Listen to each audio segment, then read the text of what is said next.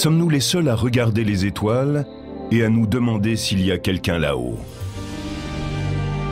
Aujourd'hui, les spécialistes enquêtent sur la question de différentes façons. Certains utilisent d'immenses radiotélescopes et d'autres des sondes interplanétaires ou interstellaires. Si nous trouvons des extraterrestres, seront-ils doux et tendres? Ou les premiers d'entre eux que nous contacterons seront-ils simplement des machines réplicantes dont les créateurs seront morts depuis des millions d'années?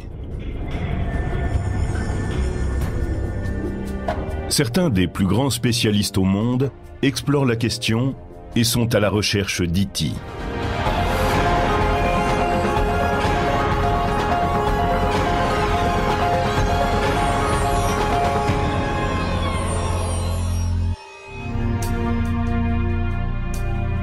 Nombreux sont ceux qui sont restés éveillés la nuit et qui, en regardant les étoiles, ont songé à l'existence d'une vie extraterrestre. Dans une galaxie qui compte des milliards d'étoiles, dans un univers qu'habitent des centaines de millions de galaxies, sommes-nous seuls? Le caractère infini de l'univers est difficile à saisir, mais voici une image qui peut vous en donner une idée.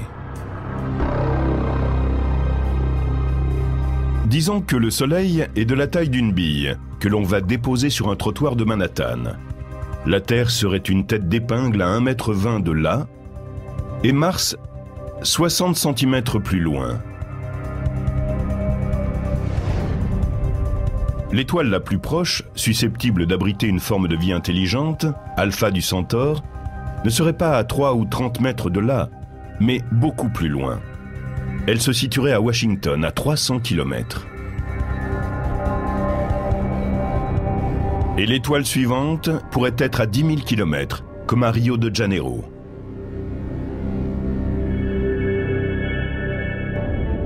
Mais si nous rencontrions par hasard des voyageurs de ces différents points du cosmos, à quoi ressembleraient-ils? Seraient-ils plus ou moins comme nous, ou fondamentalement différents? Pourrait-il être étrange au point de n'avoir rien en commun avec ce que nous connaissons, ce que nous avions imaginé ou même redouté?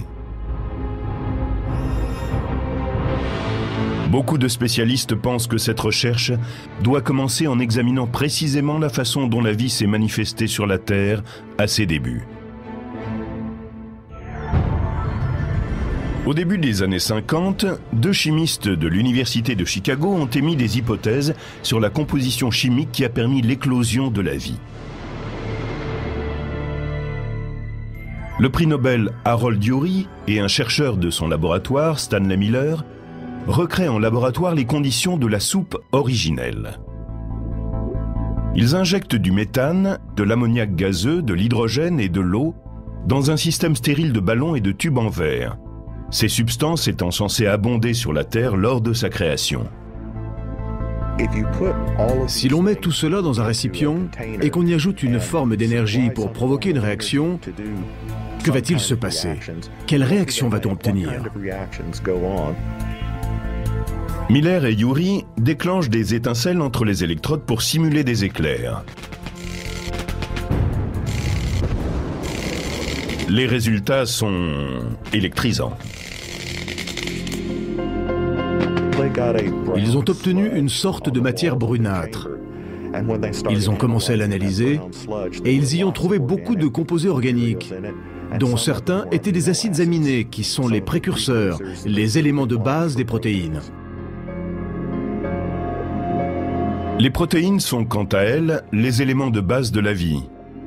L'expérience de Miller et Urey a démontré que les précurseurs des organismes vivants pourraient avoir reçu le signal de départ d'une réaction chimique. Or, ce type de réaction n'est pas limité à la Terre. Le méthane, l'ammoniac, l'hydrogène et l'eau sont présents dans d'autres objets cosmiques de notre système solaire, et même, selon de nombreux spécialistes, à travers tout l'univers.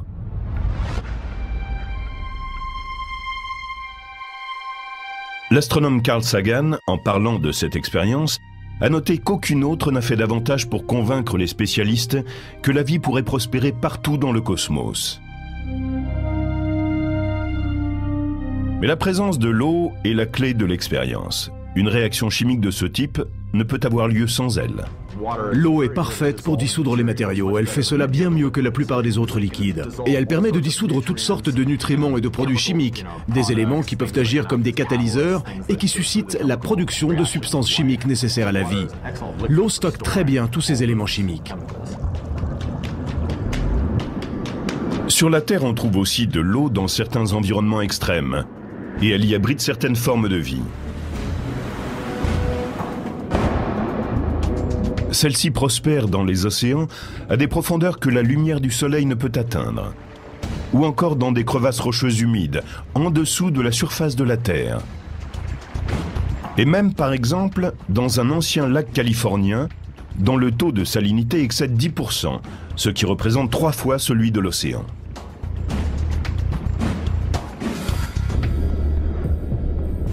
Mais la vie terrestre a aussi besoin de carbone, qui était en fait la substance principale produite par l'expérience Miller-Urey. Toutes les formes de vie que nous connaissons sont composées pour une large part de molécules de carbone. La vie a besoin d'une certaine forme de capacité à créer des molécules longues qui puissent stocker l'information. Et le carbone est formidable pour construire des molécules longues. Ainsi, par exemple, la molécule de l'ADN est faite d'1 milliard de paires de brins porteurs de base. Une molécule d'ADN de l'une de vos cellules que l'on étirerait mesurerait 1 mètre de long. Une seule molécule de l'une des 3 milliards de cellules qui forment votre corps. On a donc besoin d'un élément qui stocke la quantité énorme d'informations nécessaires pour créer une créature comme un lion, un humain ou un arbre. Mais si la vie existe ailleurs, dans notre galaxie, ou même au-delà, est-elle née des mêmes conditions ? La vie extraterrestre serait-elle basée sur l'eau et le carbone ? Une vie intelligente serait-elle façonnée par l'ADN et les extraterrestres auraient-ils la même apparence que nous ? Peut-être serait-il un peu comme nous, mais ce serait vraiment une pure coïncidence. Prenez un écureuil. Il habite la même planète que moi. Il a un ADN, et 70% de son ADN est sans doute semblable au mien. Mais il ne me ressemble pas. Alors pourquoi les extraterrestres me ressembleraient-ils ? Il n'y a guère de raison. Robert Hurt, chercheur à l'Institut de technologie de Californie, a passé du temps à réfléchir à d'éventuelles formes de vie extraterrestres. C'est un spécialiste de la visualisation scientifique.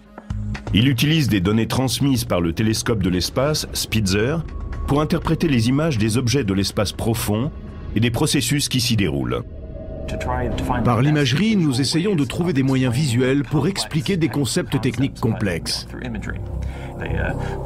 Nous étudions les planètes qui sont autour d'autres étoiles, la façon dont se forment les étoiles et les nébuleuses, les processus qui se développent dans les galaxies et l'univers lointain, et nous remontons ainsi jusqu'au Big Bang. Robert Hurt a accepté pour nous d'utiliser les données scientifiques que nous avons pour imaginer une forme éventuelle de vie extraterrestre. Il a choisi comme lieu d'expérience Jupiter. C'est un vrai défi étant donné que la planète est en fait une boule de gaz géante. Nous avons ici une planète où il n'y a pour ainsi dire pas de sol. L'atmosphère est essentiellement composée de gaz d'hydrogène et d'hélium, bien qu'elle soit riche en composés organiques. Quand on s'enfonce dans cette atmosphère, elle devient de plus en plus chaude et la pression augmente également. Donc la question est, que peut-on faire? Que peut-on imaginer de vivant dans un environnement comme celui-ci? En se référant au seul modèle de vie que nous connaissons, les organismes terrestres, Hurt a commencé par se demander ce qui était indispensable à l'émergence de la vie sur Terre. Vous avez besoin de sources d'énergie. Vous avez besoin des substances chimiques dont la vie terrestre a besoin pour construire les matériaux dont elle est faite.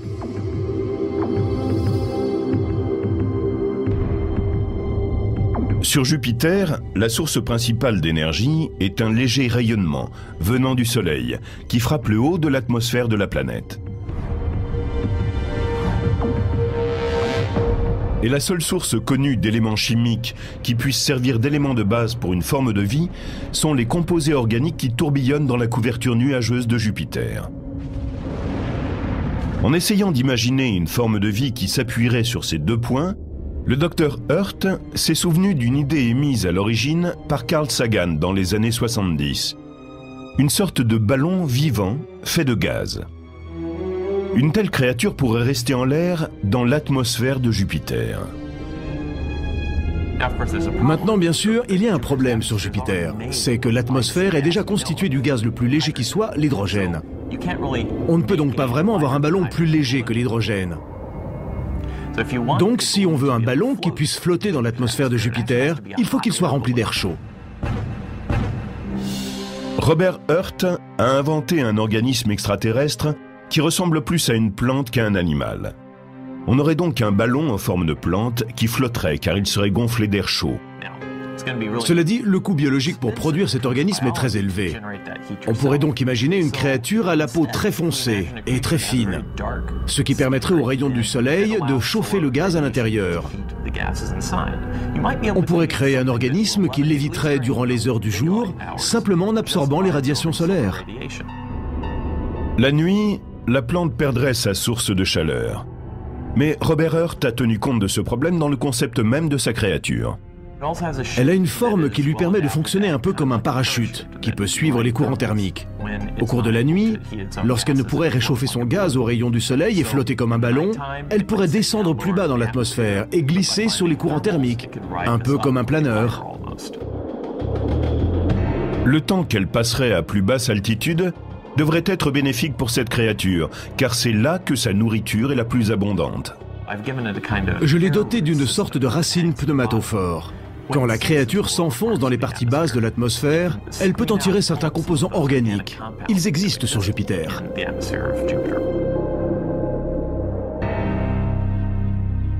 Bien sûr, la création du Dr Hurt, cette plante ballon jupitérienne, n'est pour l'instant qu'un exercice inventif et divertissant, bien qu'il soit tout à fait fondé scientifiquement.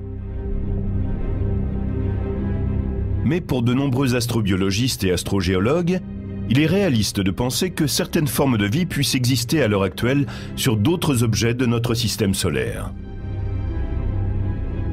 C'est le cas en particulier dans la glace qui couvre Europe, une des lunes galiléennes de Jupiter.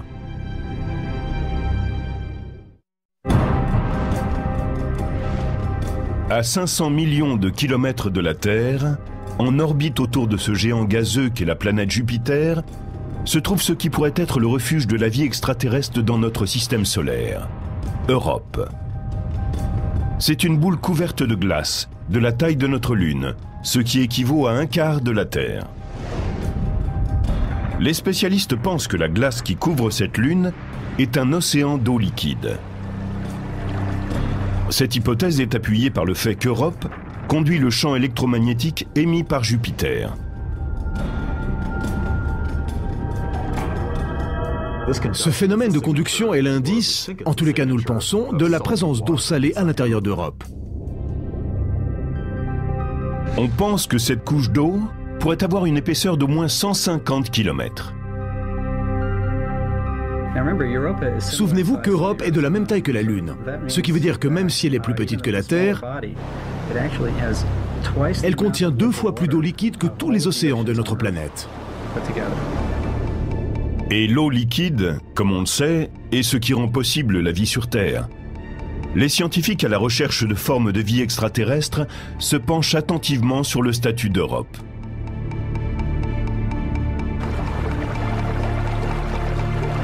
Mais comment pourrait-il y avoir de l'eau liquide, qui gèle en dessous de 0 degré Celsius, sur une Lune 4 fois plus éloignée du Soleil que la Terre? Europe trace une orbite ellipsoïdale autour de Jupiter. Parfois elle en est proche, et parfois elle s'en éloigne. Quand elle est proche de Jupiter, elle est étirée par la force de gravitation de la planète. On appelle ça un effet de marée. Et quand elle s'en éloigne, elle se rétracte. Ce qui veut dire que le corps d'Europe est continuellement en travail. La friction causée par cet étirement produit de la chaleur, tout comme une balle de caoutchouc s'échauffe quand on la comprime de façon répétée. Ce processus lié à l'effet de marée pourrait produire assez de chaleur pour garder de l'eau sous forme liquide sous la surface d'Europe. On voit d'autre part que ces étirements répétés provoquent des fractures dans sa croûte de glace. Imaginez que vous soyez en train d'essayer de changer la forme d'un œuf. Qu'arriverait-il à la coquille? Elle craquerait. C'est ainsi que lorsque nous regardons la surface d'Europe, nous voyons des lignes qui indiquent presque certainement l'emplacement de fissures. Il semble que ces fissures s'ouvrent et se ferment fréquemment, et en permettant à l'eau qui est sous la surface d'entrer en action avec la surface, elles peuvent avoir d'importantes conséquences sur une éventuelle forme de vie sur cette lune. L'eau de l'océan lunaire va se précipiter dans cette fissure, et en même temps elle gèle, enfin, elle commence à geler. Quelques heures plus tard, quand la fissure se referme, elle presse cette eau gelée et de la neige fondue remonte à la surface. C'est pour cela que nous voyons sur Europe ces lignes qui, dans la plupart des cas, sont doubles et s'allongent de chaque côté de la fissure. La majeure partie de l'eau est éjectée de la fissure et retourne en arrière, vers l'océan qui est en dessous. Et il semble qu'elle puisse alors transporter sous la surface certains éléments nécessaires à la vie. Au-dessus de la glace qui couvre Europe, on trouve de l'oxygène. Il a été séparé de l'eau lorsqu'elle était sous forme de glace, par des particules chargées par le champ magnétique de Jupiter. La surface d'Europe semble de plus abriter des composants organiques qui viennent de comètes et de morceaux de comètes. Voici encore un ingrédient important pour la vie.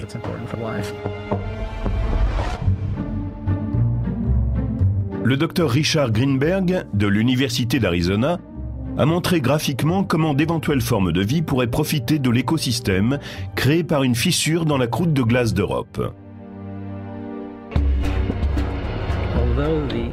L'atmosphère extérieure de la planète ne serait pas bénéfique à des formes de vie, à cause de la radiation.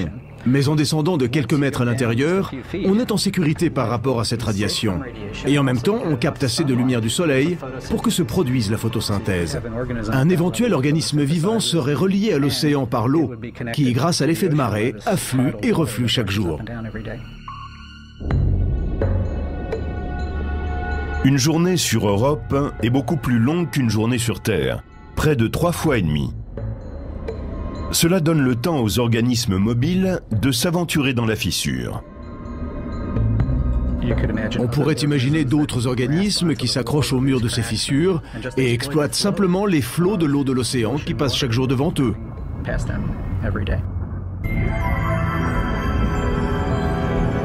Toutes les créatures semblables aux mollusques et aux méduses pourraient s'élever avec l'eau dans les fissures pour recueillir à la surface des nutriments frais.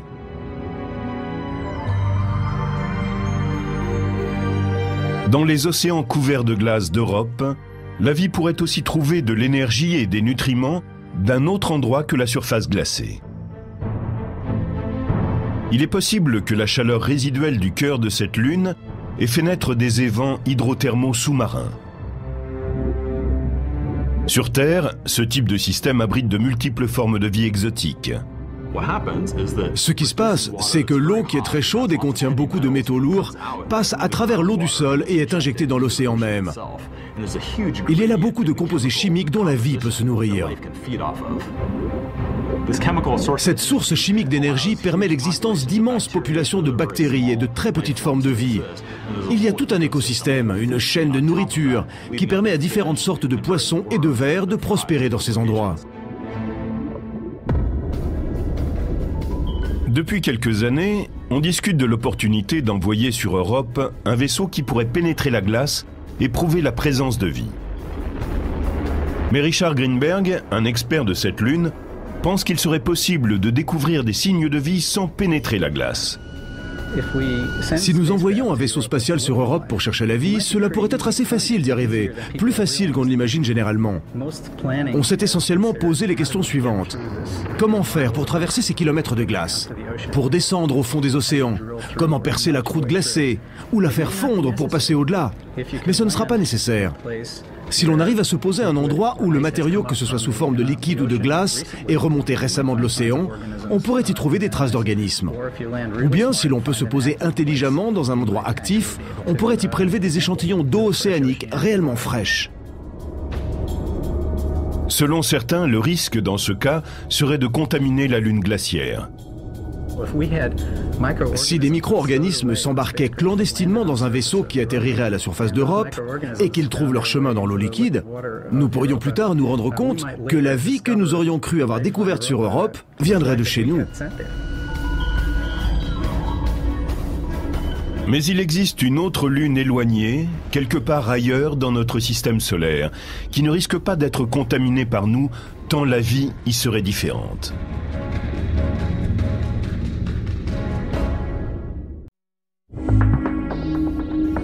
Depuis 2004, une sonde de la NASA, ainsi que la sonde Cassini-Huygens, tourne en orbite autour de Saturne et a effectué plusieurs survols de Titan, la plus grande lune de cette planète. Titan est un énorme corps planétaire, la seconde plus grande lune du système solaire. Elle est moitié plus grande que notre lune. Si elle n'était pas en orbite autour de Saturne, Titan serait une planète de plein droit. Mais le plus impressionnant, c'est que beaucoup de scientifiques pensent que cette lune pourrait maintenant ou dans le futur abriter des formes de vie. Sa géologie ressemble beaucoup à celle de la Terre. Tous les phénomènes que nous connaissons, le vent, l'érosion, les lacs, le volcanisme, la formation des montagnes, les cratères, nous les trouvons tous sur Titan. C'est un objet très riche en termes de géologie. Mais à 1260 km du Soleil, 6 fois plus loin que la Terre, Titan est au-delà du gel. La température moyenne à sa surface est de presque 150 degrés en dessous de 0 Fahrenheit. C'est tellement froid que l'eau gelée à la surface de Titan est comme de la pierre.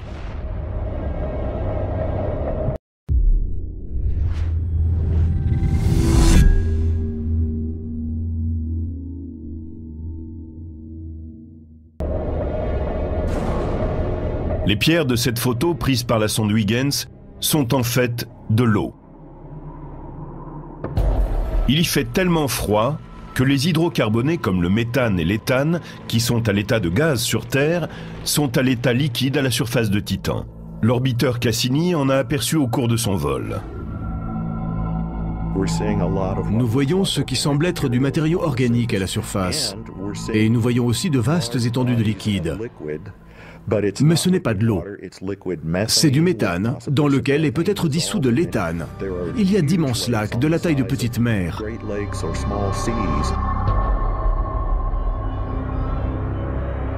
Les astrobiologistes commencent à nourrir l'idée que des organismes pourraient s'être développés dans ces lacs. La vie y serait très particulière. Nous avons pensé à la vie en termes d'eau et d'eau liquide.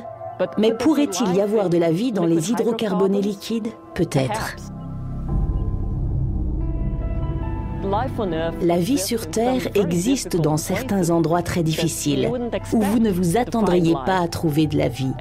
Et nous appelons ces organismes extrémophiles. C'est parce qu'ils aiment vivre sous des conditions extrêmes.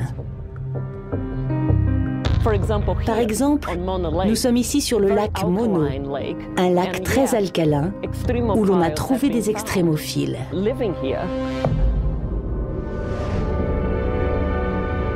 Il est possible aussi que la vie se soit créée plus tôt dans l'histoire de Titan, à une époque où la chaleur liée à la formation de cet objet cosmique était encore présente.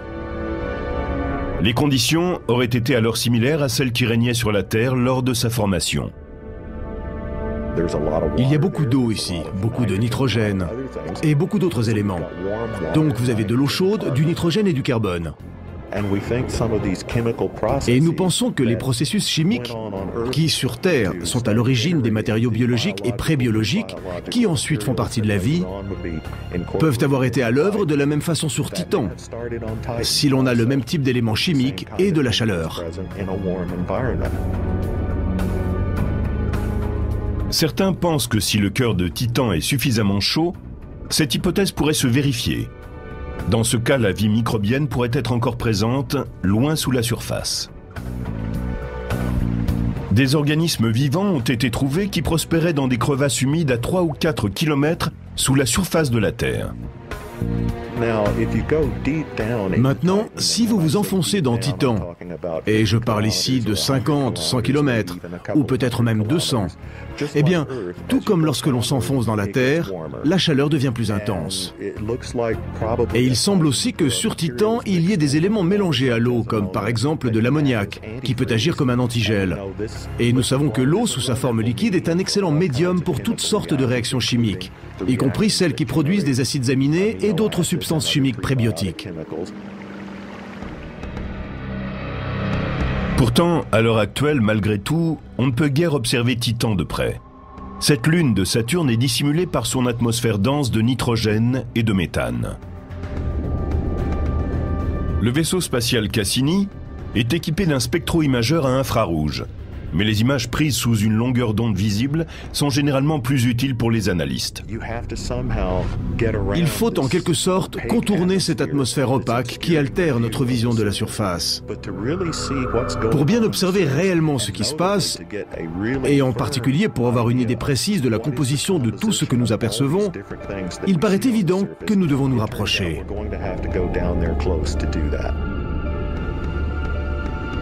La sonde européenne Huygens s'est posée sur Titan et a envoyé des images vers la Terre, mais elle ne peut se déplacer à la surface. Se poser sur une planète vous donne une avance formidable en termes de science. Mais il ne s'agit que d'un point sur la planète. Que connaîtrait-on de la Terre en atterrissant dans le désert du Sahara, par exemple? On ne verrait pas quelle est la vie ici.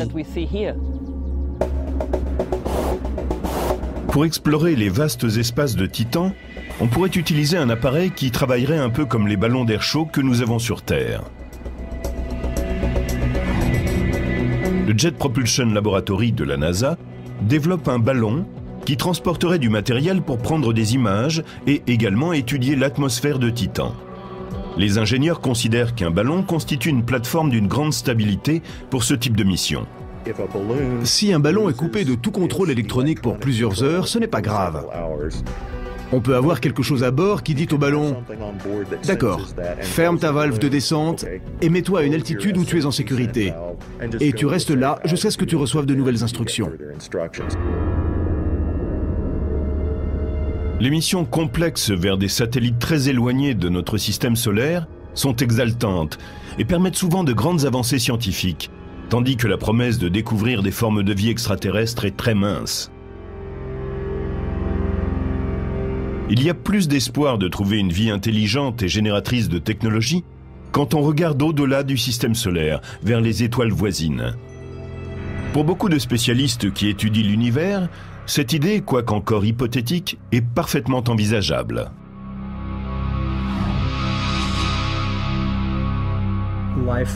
La vie tend à évoluer pour rencontrer de plus en plus de succès. Et il semble que sur Terre, une des choses qui permettent aux organismes de réussir, ce soit de devenir intelligents. Donc il me semble fort possible qu'il y ait des créatures dotées d'une certaine forme d'intelligence sur d'autres planètes. Si l'une de ces formes de vie a débuté des milliards d'années avant le système solaire, elle a peut-être pris 1 milliard d'années de plus que nous pour arriver au même point. Mais maintenant, c'est le bon moment. Et les terriens sont à l'écoute tout autour du globe avec leur radiotélescope. Oh, well, howdy doody, boys and girls! Nous envoyons des signaux dans le vide depuis des décennies.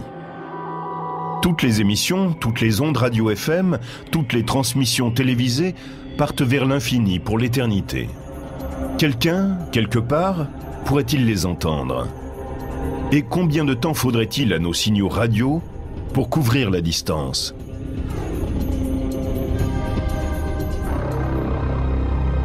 Reprenons notre image. Le Soleil est une bille sur le trottoir de Manhattan.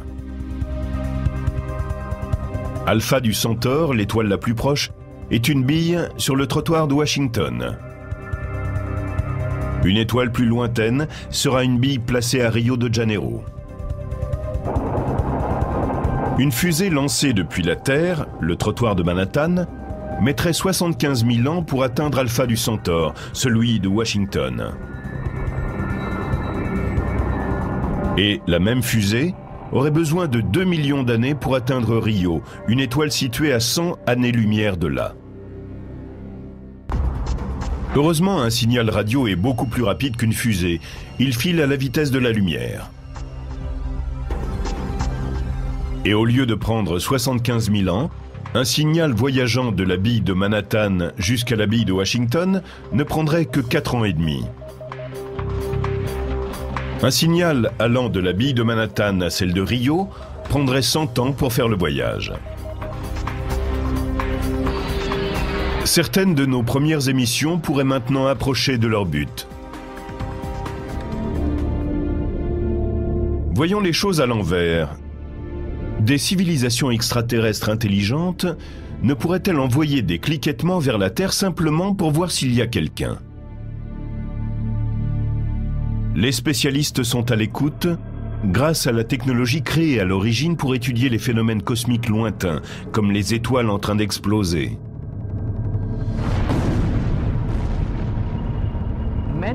De nombreux phénomènes produisent des ondes radio.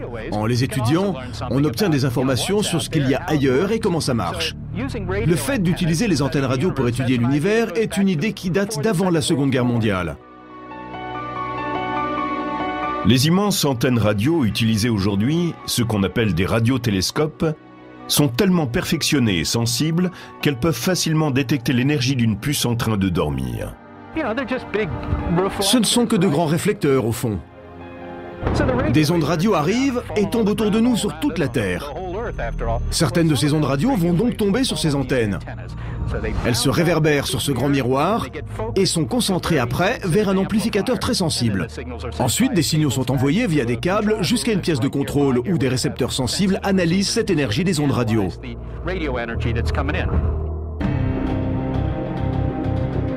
Seth Shostak est un astronome de l'Institut SETI de Mountain View en Californie. SETI signifie « recherche d'une intelligence extraterrestre ». Ici aussi, on utilise des radiotélescopes, mais pas pour étudier des phénomènes cosmiques naturels. C'est exactement la même technologie qu'on utilise pour chercher des signaux qui sont non pas émis par la nature, mais par exemple par E.T. Et comment fait-on la différence? Le type de signal que nous recherchons est ce qu'on appelle un signal à bande étroite. C'est un signal qui est à un seul endroit de la longueur d'onde. Il est sur une seule fréquence. C'est ce qui indique qu'il est envoyé par un émetteur et non par la nature. Bien sûr, ce ne sont pas des scientifiques qui font ce travail d'écoute, mais des ordinateurs. Nous avons des récepteurs spécialisés qui font le travail et des ordinateurs qui contrôlent les récepteurs. En général, ceux-ci contrôlent 100 millions de canaux en même temps. Si un ordinateur voit un signal qui lui paraît pouvoir être une forme de vie extraterrestre et non un radar d'aéroport ou un satellite de télécommunication, il va suivre ce signal. Et si cela commence à lui paraître intéressant, que cela peut être le grand truc qu'on attend, alors il nous contactera et attirera notre attention dessus. Pour l'instant, aucun signal de ce type n'a été détecté. Mais l'Institut SETI continue fidèlement ses recherches, et à juste titre, selon beaucoup d'astronomes réputés. Absence de preuve ne signifie pas preuve d'absence. Donc nous ne pouvons pas dire que du fait que SETI n'ait rien trouvé jusqu'à présent, c'est qu'il n'y a pas d'autre civilisation intelligente quelque part. Non, on ne peut pas dire cela. Et je soutiens la poursuite de ces recherches. Il y a des centaines de milliards d'étoiles dans notre galaxie et des centaines de milliards de galaxies dans l'univers. En considérant simplement ces chiffres, je serais surpris qu'il n'y ait pas une forme de vie intelligente quelque part dans l'univers. Mais les objets cosmiques sont si nombreux. Comment les astronomes de SETI déterminent-ils l'endroit exact où ils vont porter leurs efforts et diriger leurs télescopes? Ce qu'on veut, c'est capter des systèmes stellaires qui ont une chance de posséder une planète comme la nôtre et d'abriter une forme de vie intelligente.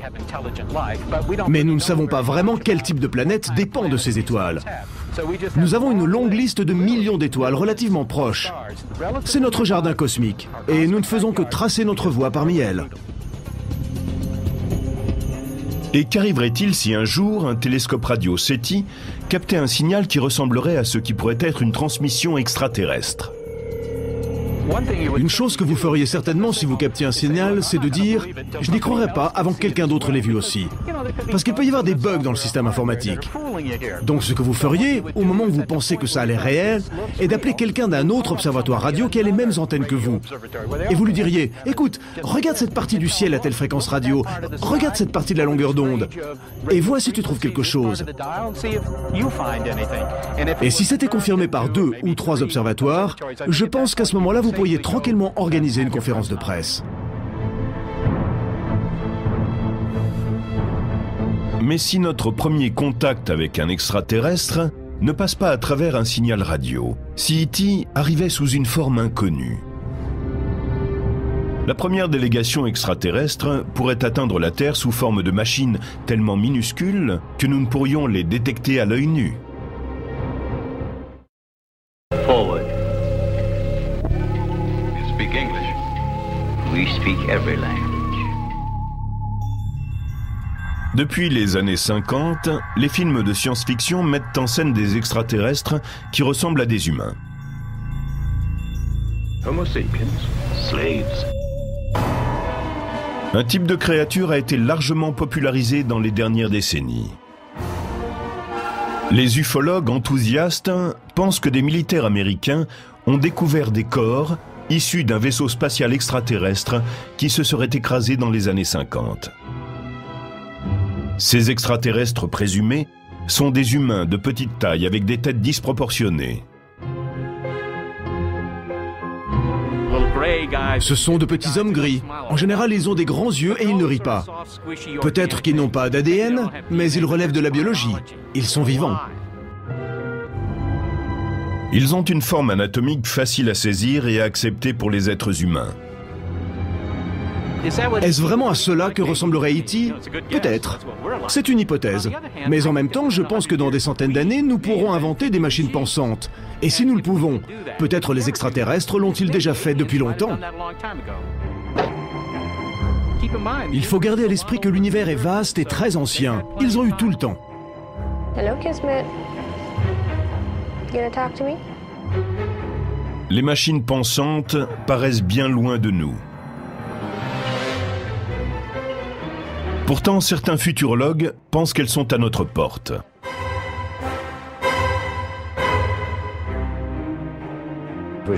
Nous réduisons la taille des transistors sur les circuits intégrés. Tous les 2 ans, nous pouvons mettre 2 fois plus d'informations sur une puce. Et en étant plus petit, cela va de plus en plus vite. Et ce sera encore le cas pendant des décennies. Aujourd'hui, je peux avoir dans ma poche un ordinateur qui est des milliers de fois plus puissant que celui que je partageais avec des milliers d'étudiants et de professeurs quand je suis arrivé à MIT dans les années 60. Ray Kurzweil est convaincu que la puissance et la vitesse des ordinateurs surpasseront rapidement celle du cerveau humain.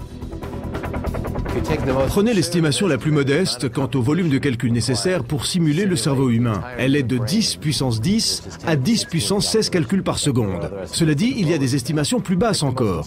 Mais prenons l'estimation haute parmi les plus modestes. Nous aurons cela pour $1 million vers 2020 et pour $1 vers 2030. Nous aurons tout cela dans un super ordinateur dans quelques années.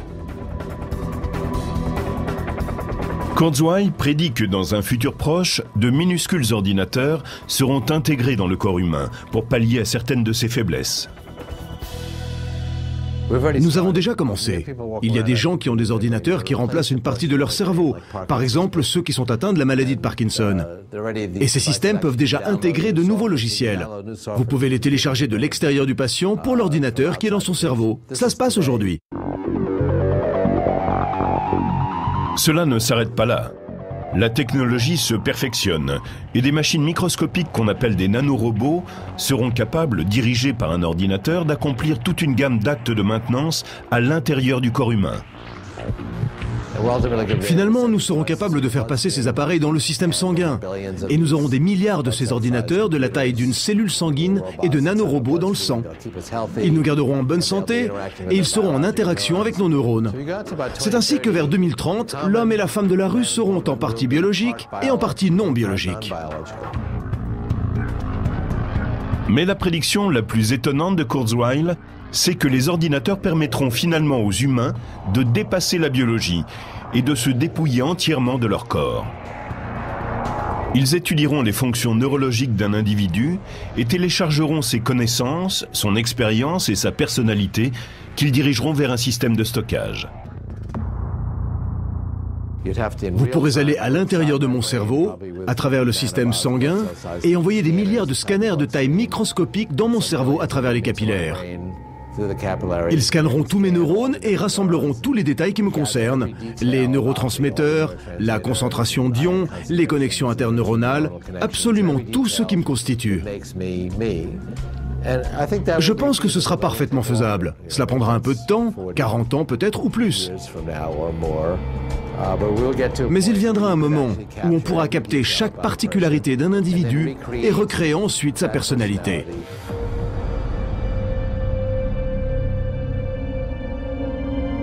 Les implications de tout cela sont bouleversantes, et parmi elles, la perspective d'immortalité. Si un système informatique meurt, ce n'est pas la fin des dossiers. Il suffit de les copier sur une nouvelle machine. Toutes les caractéristiques de votre machine peuvent être préservées. Vous pouvez en faire une copie. Les machines elles-mêmes seront assez intelligentes pour se reproduire et améliorer régulièrement leur design.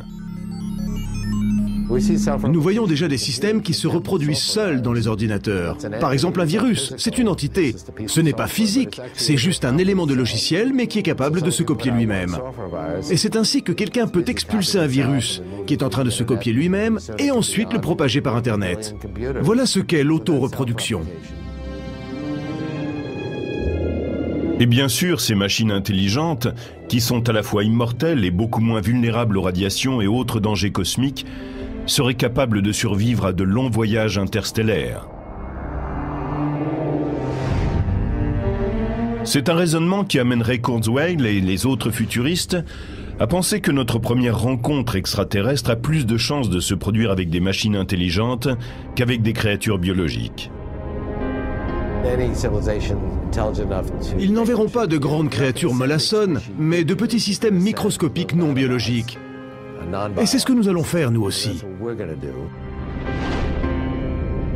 Qu'elle soit intelligente ou non, biologique ou pas, la découverte d'une forme de vie extraterrestre serait sans doute la révélation scientifique la plus importante de l'histoire de la civilisation humaine.